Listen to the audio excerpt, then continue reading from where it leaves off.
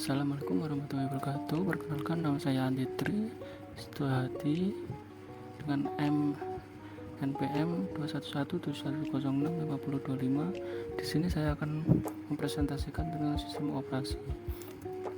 Pengertian sistem operasi. Sistem operasi berfungsi sebagai penghubung antara hardware dan software. Sistem operasi komputer merupakan sebuah perintah penting dalam komputer serta menjamin aplikasi-aplikasi yang berbeda fungsinya dapat berjalan lancar secara bersamaan tanpa adanya hambatan.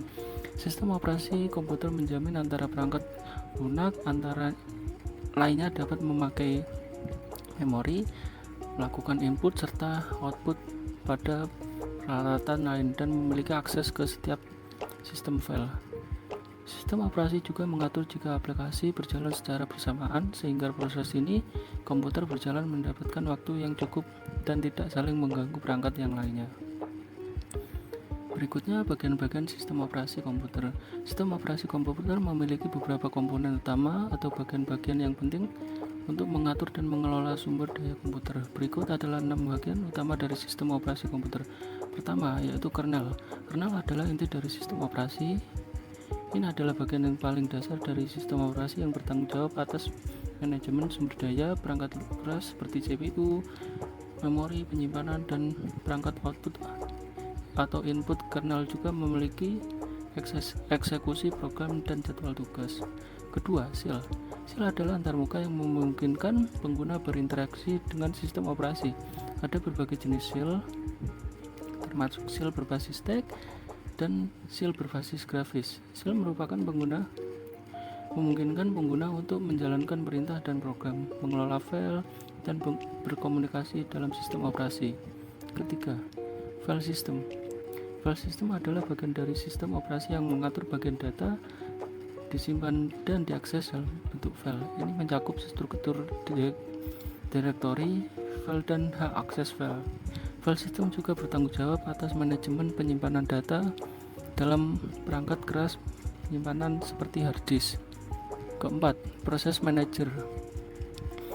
Pengelola atau yang disebut juga pengelola proses adalah komponen yang berfungsi atau bertanggung jawab untuk mengatur, mengawasi, dan mengontrol proses-proses yang berjalan pada sistem komputer.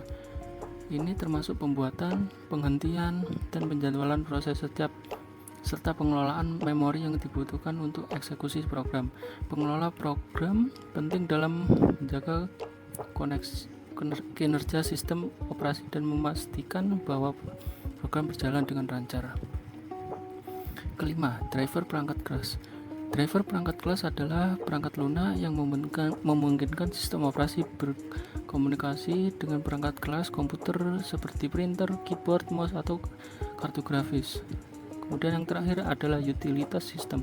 Utilitas sistem adalah bagian program yang disertakan dengan sistem operasi untuk membantu pengguna dalam tugas-tugas seperti pencarian file, percetakan, pengelolaan jaringan, dan pemeliharaan sistem. Contoh utilitas sistem termasuk antivirus dan defragmenter. Kemudian selanjutnya yaitu fungsi sistem operasi komputer. Sistem operasi komputer memiliki banyak fungsi yang sangat penting dalam pengoperasian komputer. Berikut adalah 3 fungsi utama sistem operasi. Pertama, manajemen sumber daya. Sistem operasi mengelola sumber daya perangkat keras seperti CPU, monitor, perangkat penyimpanan, dan perangkat input atau output. Ini memastikan bahwa sumber daya digunakan secara efisien dan tidak tumpang tindih. Kemudian selanjutnya, abstraksi perangkat lunak.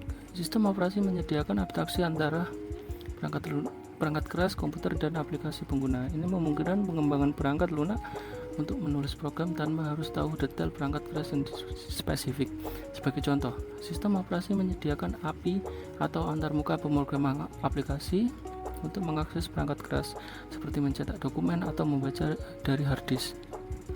Kemudian yang terakhir adalah pengelolaan proses. Sistem operasi mengelola proses-proses berjalan pada komputer.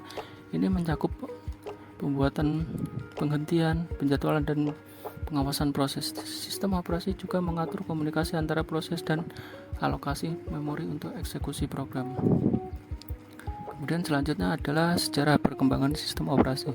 Perkembangan sistem operasi komputer dapat dibagi menjadi beberapa periode kunci. Berikut adalah sistem adalah sejarah pengembangan sistem operasi dalam 4 periode utama. Pertama, era awal komputer. Periode awal sistem operasi dimulai dengan penggunaan komputer generasi pertama dan kedua. Pada awalnya, komputer dioperasikan secara langsung oleh para pemrogram yang harus memasukkan instruksi melalui kode mesin atau bahan rakitan. Pada periode ini, sistem operasi sangat sederhana dan terdiri dari pustaka perangkat keras dasar.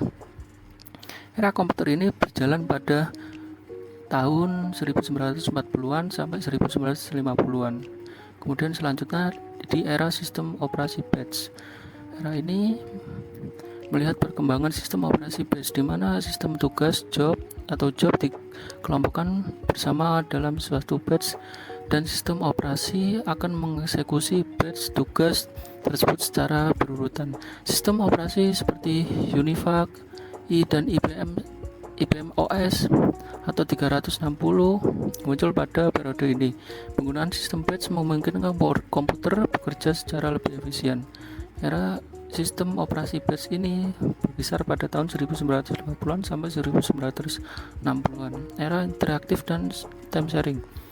Periode ini menyaksikan perkembangan sistem operasi yang lebih interaktif dan mendukung time sharing, yang memungkinkan beberapa pengguna untuk menggunakan komputer secara bersamaan. Sistem operasi seperti CTSS, Cooperative System Sharing System, atau Unix muncul selama periode ini. Ini memungkinkan komputer menggunakan oleh lebih banyak orang secara efisien. Periode ini berjalan pada tahun 1960-an sampai 1970-an. Kemudian yang terakhir adalah era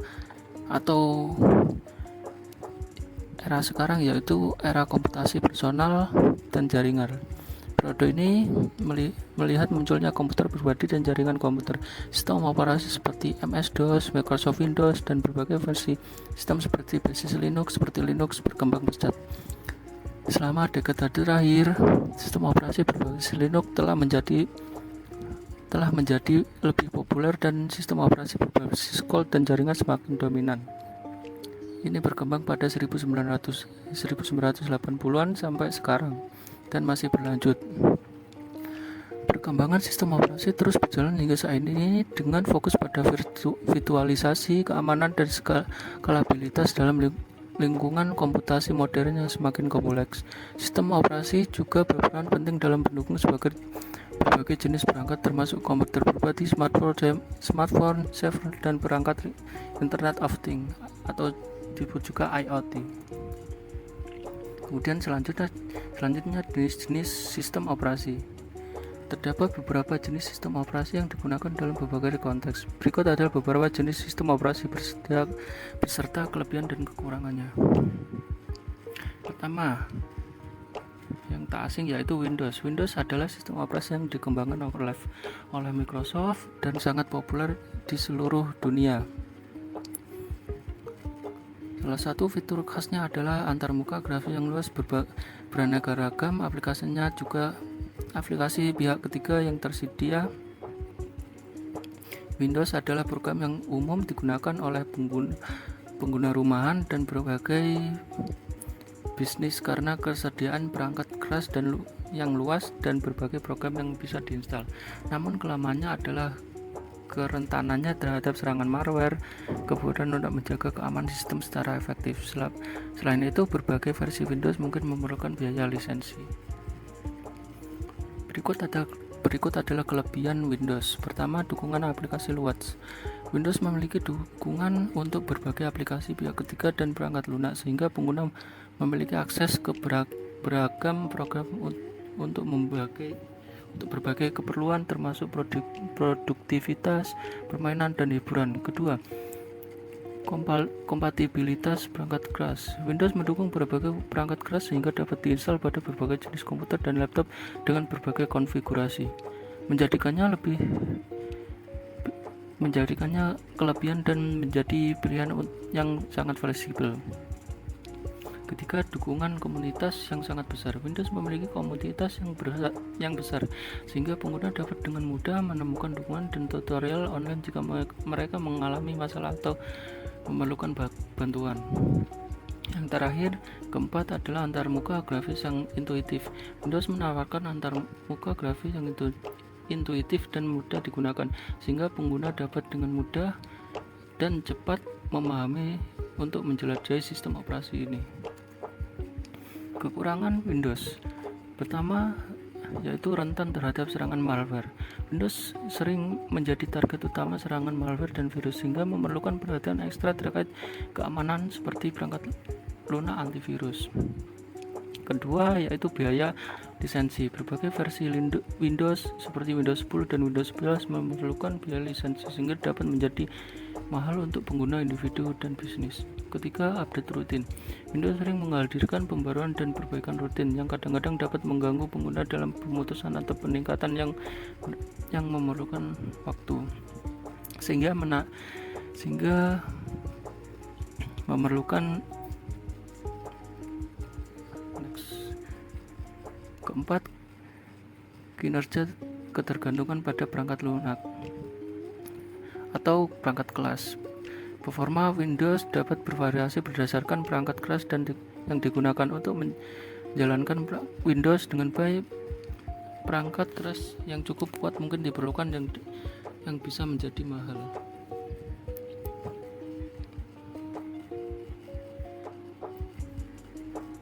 Kemudian selanjutnya Linux adalah sistem operasi open source yang dikembangkan oleh komunitas open source dan berbagai organisasi. Salah satu ciri khas utamanya adalah sifatnya yang bersumber terbuka. Artinya kode sumbernya dapat diakses dan dimodifikasi oleh siapa saja.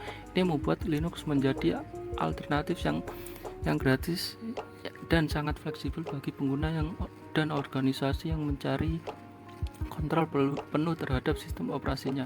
Linux hadir dalam berbagai distribusi atau disebut distro yang disesuaikan untuk berbagai keperluan seperti Ubuntu, Fedora, CentOS, dan Debian. Setiap distribusi memiliki karakteristiknya sendiri, termasuk antarmuka pengguna, manajemen paket, dan dukungan komunitas. Berikut adalah kelebihan Linux. Pertama, open source dan gratis. Linux adalah sistem operasi open source yang berarti kode sumbernya dapat diakses dan dimodifikasi oleh siapa saja secara gratis. Pengguna tidak perlu membayar lisensi untuk menggunakannya.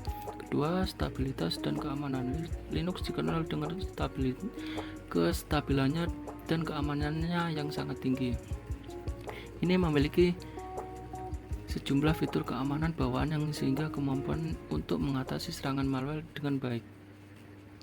Kustomisasi dan kontrol penuh. Linux memberikan pengguna kontrol penuh atas sistem operasinya. Pengguna dapat menyesuaikan dan mengkonfigurasi sistem sesuai kebutuhan mereka, sehingga cocok untuk berbagai penggunaan termasuk server dan embedded system. Kinerja dan efisiensi. Linux memiliki kinerja yang baik dan memberikan sumber daya yang lebih sedikit dibandingkan sistem operasi lain. Ini membuatnya cocok untuk digunakan pada perangkat keras dengan sumber daya terbatas seperti server, router, dan perangkat IoT. Kekurangan Linux. Pertama, kesulitan awal. Linux mungkin memerlukan pengetahuan teknis yang lebih dalam, terutama pengguna yang tidak terbiasa dalam sistem operasi berbasis Linux. Instalasi dan konfigurasi awal lebih dari itu menjadikannya tantangan lebih. Kompatibilitas perangkat keras. Meskipun dukungan perangkat keras Linux telah berkembang, masih mungkin ada beberapa masalah kompatibilitas dengan perangkat keras tertentu, terutama perangkat yang dirancang khusus untuk sistem operasi lain. Keterbatasan aplikasi pihak ketiga. Mungkin ada banyak aplikasi open source untuk Linux. Jumlah aplikasi pihak ketiga yang tersedia biasanya lebih sedikit dibandingkan dengan sistem operasi komersial seperti Windows. Keempat atau yang terakhir yaitu dukungan berbeda di antar berbagai distribusi. Karena ada banyak distribusi Linux yang berbeda, dukungan dan perilaku sistem operasi bisa bervariasi. Pengguna mungkin perlu menyesuaikan pengetahuan mereka dengan distribusi yang mereka pilih, yang dapat menjadi sedikit membingungkan. Ketiga, kita membahas tentang yang terakhir kita akan membahas tentang macOS. macOS adalah sistem operasi yang dikembangkan oleh Apple Inc. dan dirancang khusus untuk perangkat produk Apple seperti MacBook, iMac, dan Mac Mini. Salah satu fitur khas macOS adalah antarmuka yang elegan, bersih, dan intuitif yang menggabungkannya elemen-elemen desain modern. Sistem operasi ini memiliki integrasi yang sangat kuat dengan produk-produk Apple lainnya seperti iPhone, iPad, dan Apple Watch, memungkinkan pengguna berbagi data dan pengalaman antar perangkat dengan mudah. macOS menawarkan berbagai aplikasi eksklusif seperti Final Cut Pro untuk pengeditan video profesional dan Logic Pro untuk produksi musik. Apple Store macOS juga berisi banyak aplikasi pihak ketiga yang dapat digunakan untuk berbagai keperluan, mulai dari produktivitas hingga kreativitas. Kemudian berikut adalah kelebihan macOS. Pertama, antarmuka yang elegan. macOS menawarkan antarmuka yang indah, bersih, dan mungkin dapat juga memudahkan kita dan yang dirancang untuk memberikan pengalaman yang intuitif. Kedua, integrasi Apple yang sangat kuat. Sistem operasi ini terintegrasi dengan baik dengan perangkat Apple lainnya seperti iPhone, iPad, dan iWatch, memungkinkan berbagai data dan pengalaman yang mulus antar perangkat. Keamanan yang sangat kuat. macOS dikenal dengan sistem keamanan yang sangat kuat dan melindungi pengguna dari malware dan serangan. Dukungan Gatekeeper dan Vault adalah contoh fitur-fitur keamanan yang sangat penting. Yang terakhir adalah stabilitas sistem yang tinggi. macOS dikenal dengan stabilitas sistem yang sangat tinggi sehingga pengguna dapat mengandalkan sistem ini untuk tugas-tugas kritis dan penggunaan sehari-hari mereka. Kekurangan macOS terbatas pada perangkat Apple. macOS hanya dapat diinstal pada perangkat-perangkat Apple seperti MacBook, iMac, dan Mac Mini, sehingga Anda mungkin memiliki fleksibilitas perangkat keras yang sama seperti pada sistem operasi lain. Harga perangkat Apple. Produk-produk Apple seringkali memiliki harga yang lebih tinggi daripada komputer berbasis Windows dan Linux yang setara dalam hal spesifikasi, sehingga biayanya bisa menjadi kendala. Kemudian keterbatasan aplikasi pihak ketiga. Meskipun terdapat berbagai aplikasi eksklusif untuk macOS, jumlah aplikasi pihak ketiga yang tersedia biasanya lebih sedikit dibandingkan dengan sistem operasi Windows. Kemudian terakhir adalah pembatasan pada penyesuaian. macOS cenderung memiliki lebih sedikit opsi penyesuaian dan pengaturan lebih daripada berbagai sistem operasi lain, sehingga beberapa pengguna yang lain mengkustomisasi pengalaman mereka mungkin lebih merasa terbatas. Kesimpulan dari bahasan tersebut adalah bahwa sistem operasi komputer adalah elemen kunci dalam operasi komputer yang mengatur dan mengkoordinasi semua perangkat dan proses yang terjadi dalam komputer. Fungsinya adalah memastikan bahwa aplikasi berbeda dapat berjalan bersamaan tanpa masalah, mengelola alokasi memori, mengatur input dan output, serta memberikan akses ke sistem file. Sistem operasi juga mengelola penjadwalan proses sehingga semua tugas mendapatkan waktu yang cukup untuk berjalan tanpa mengganggu perangkat yang lain. Dengan demikian, sistem operasi adalah komponen kunci yang memungkinkan komputer beroperasi secara efektif dan eksklusif. Terima kasih. Maaf jika presentasi kurang sempurna, karena yang sempurna hanyalah kita yang dulu pernah bersama. Hidup sendiri tanpa kekasih, cuma sekian dan terima kasih.